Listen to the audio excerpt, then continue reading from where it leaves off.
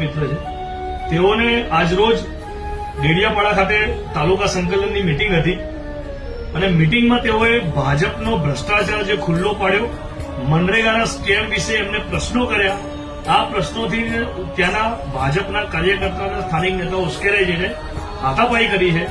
સામે હાથાપાઈના જે મેસેજ અમને મળ્યા છે એમાં ચૈતરભાઈ ફરી પોલીસ ફરિયાદ દાખલ કરવા ગયા તો એમની પોલીસ ફરિયાદ ના લીધી, સામેવાળા ભાજપના લોકોની પોલીસ ફરિયાદ લઈને ચૈતરભાઈને જાણે ગુંડા મવાલી હોય એ રીતે એમની ધરપકડ કરી. ધારાસભ્યનો પ્રોટોકોલ જે પોલીસે જાળવવાનો એ જાળવ્યા વગર જબરજસ્તી એમને ધક્કા મૂકી કરીને એમને પોલીસ એમને લઈ ગઈ છે, જાણે કોઈ ગુંડાને લઈ જતા હોય એ રીતે.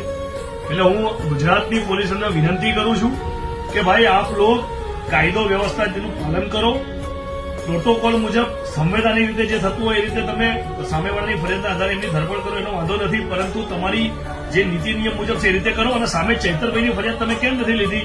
એમની ફરિયાદ લઈને આવી જ રીતે સામે ભાજપના નેતાઓની બી ધરપકડ કરો. આ ગુજરાતની અંદર હજી સુધી કાયદો અને વ્યવસ્થા પર લોકોનો ભરોસો છે, અમને ભરોસો છે, ગુજરાતની પોલીસ પર ભરોસો છે. ભરોસાને કાયમ રાખો ભાઈ, અને તમે બંને પક્ષે તમે નિષ્પક્ષ રીતે તમારું કામ છે, તમે સંવૈધાનિક કાયદો અને વ્યવસ્થા રક્ષા અંગે પાલન કરવાનું તમારી ફરજ છે, એને નિભાવો. અને બંને પક્ષે સામે ફરિયાદ લઈને સામેવાળા પક્ષના લોકોને બી નેતાઓને બી ઉઠાવો એવી અમારી લાગણી અને માંગણી છે.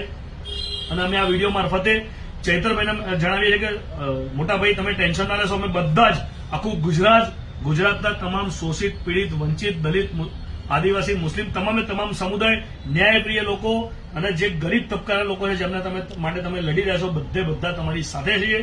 અમે સૌ તમારી સાથે છીએ અને અમે ગુજરાતની પોલીસને અગેન વિનંતી કરું છું કે આપ કાયદો અને વ્યવસ્થાનું